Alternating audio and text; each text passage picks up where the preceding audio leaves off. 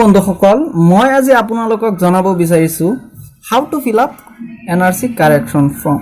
তো correction form কেনেকৈ fill up কৰিব আৰু কি কি কাৰেকশন কৰিব সেইটো বিষয়ে আপুনি এতিয়া জানিব বিচাৰিছে। আৰু এটা কথা, কাৰেকশন ফৰ্ম এটা কাৰেকশন ফৰ্মত এজনৰ কাৰণে হ'ব এটা।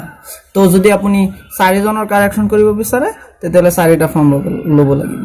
তো এতিয়া কাৰেকশনটো কেনেকৈ কৰিব, কেনেকৈ ফিল আপ কৰিব, কি কাৰেকশন কৰিব, আপুনি আগতে চয়েস কৰিব লাগিব কি কাৰেকশন কৰিব, কি কাৰেকশন কৰিব।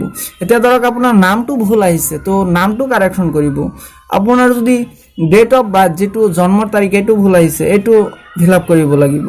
আপোনাৰ এড্ৰেছটো ভুল আহিছে, ৰংকে আহিছে, তেতিয়াহ'লে এড্ৰেছটো আপুনি লিখিব লাগিব। আৰু এটা কথা, যি কেইটা মানে আপুনি কাৰেক্ট কৰিব হেকেটাৰ এটা উপযুক্ত নথি দিব লাগিব, ডকুমেন্টস এটা দিব লাগিব। এতিয়া ধৰক আপোনাৰ নামটো ভুল আহিছে, তো নামটো কেনেকৈ দিব, নামটোৰ কাৰণে এটা যিকোনো আইডি প্ৰুফ দিব লাগিব, ফটো থকা তেনেকুৱা আইডি দিব লাগিব। সো এতিয়া আমি ফৰ্মটো ফিল আপ কৰোঁ। আৰু যদি আপোনালোকে এনআৰসিৰ ক্লাইমৰ ফৰ্ম কেনেকৈ ফিল আপ কৰে আৰু অবজেকশনৰ ফৰ্ম কেনেকৈ ফিল আপ কৰে তেতিয়াহ'লে মোৰ ডেসক্ৰিপশনৰ লিংকত হেৰিটো চাব পাৰে। তেতিয়াহ'লে বলক আমি আৰম্ভ কৰোঁ। তো প্ৰথমতে আপোনাৰ এআৰএন নাম্বাৰটো লিখিব লাগিব। এতিয়া ইয়াত এআৰএন নাম্বাৰটো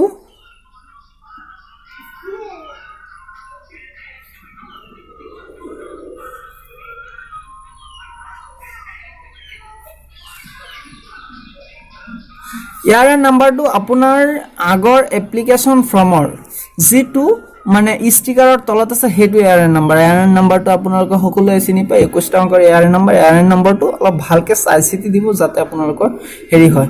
তো সো এতিয়া লিখিব লাগিব মেম্বাৰ আইডি। ইয়াত লিখিব লাগিব আপোনাৰ মেম্বাৰ আইডি। আপোনাৰ যিজনৰ কাৰেকশন কৰিব তেওঁলোকৰ সিৰিয়াল নাম্বাৰত কিমান আছিল আগৰ ফৰ্মত, সো সেইটো হৈছে মেম্বাৰ আইডি আছিলে মোৰটো 3 নম্বৰত। সো 3 নম্বৰ লিখিব।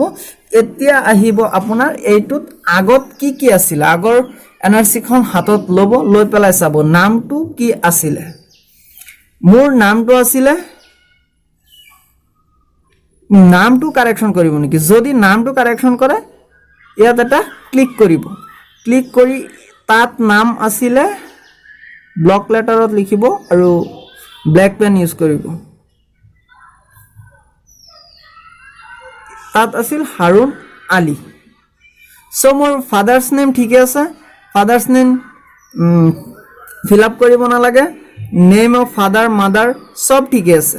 এতিয়া আপোনাৰ ডিঅবিটো, মোৰ ডিঅবিটো ফিল আপ কৰিব লাগে। এইটো মানে ৰং আছে, তাত লিখা আছিল 01011996 আছিল।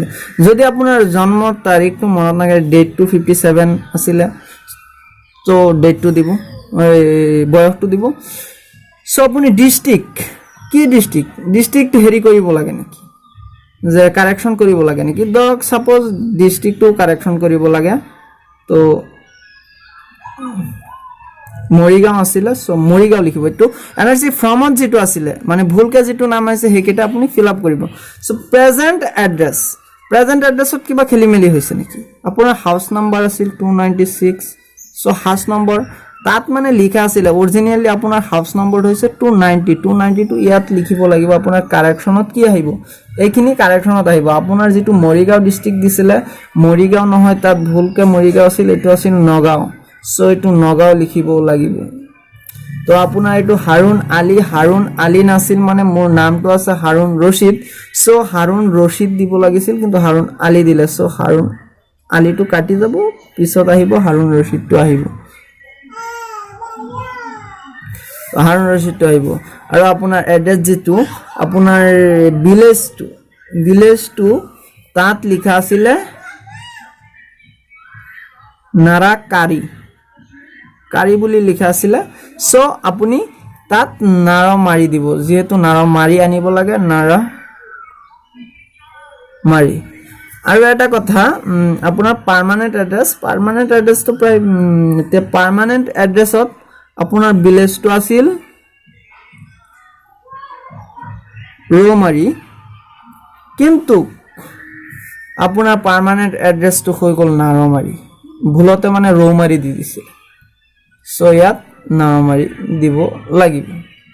এতিয়া আপোনাৰ ডকুমেন্টস আহো এতিয়া আপোনাৰ ডকুমেন্ট দিব লাগে এটা দুটা এই প্ৰেজেন্ট এড্ৰেছৰ কাৰণে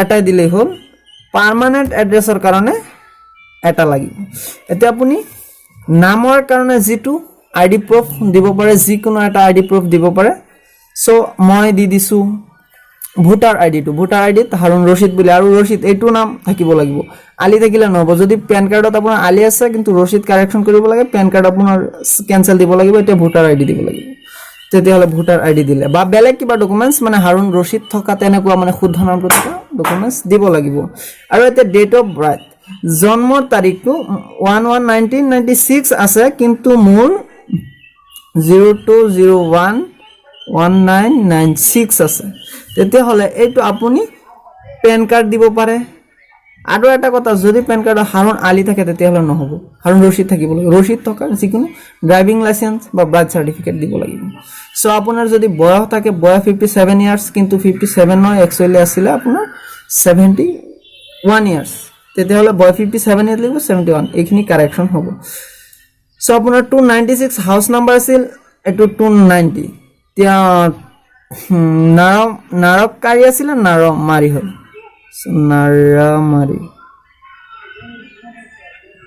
নাৰমাৰী হ'ল তো এনেকৈ দিব তেতিয়াহলে এইটোৰ কাৰণে দিব পাৰিব আপুনি ভোটাৰ আইডি দিলেই হ'ল ভোটাৰ আইডিত লিখা আছে সো আৰু প্ৰেজেন্ট এড্ৰেছত আপুনি গাঁৱৰ পৰা এটা হেৰি কৰি দিব পাৰ্মানেন্ট এড্ৰেছ বা পিআৰসি যদি থাকে পিআৰসি দি দিব ৰৌমাৰী ঠাইত নাৰমাৰী পিছত আহিব আপোনাৰ নেম অফ দা এপ্লিকেন্টৰ নাম কি তিয়া হাৰুন আলী তে কন্টাক্ট এড্ৰেছ আপুনি কন্টাক্ট ল্যান্ডলাইন দিব পাৰে বা ফোন নাম্বাৰ দিব পাৰে মই ফোন নাম্বাৰ দিছো ইমেইল দিছো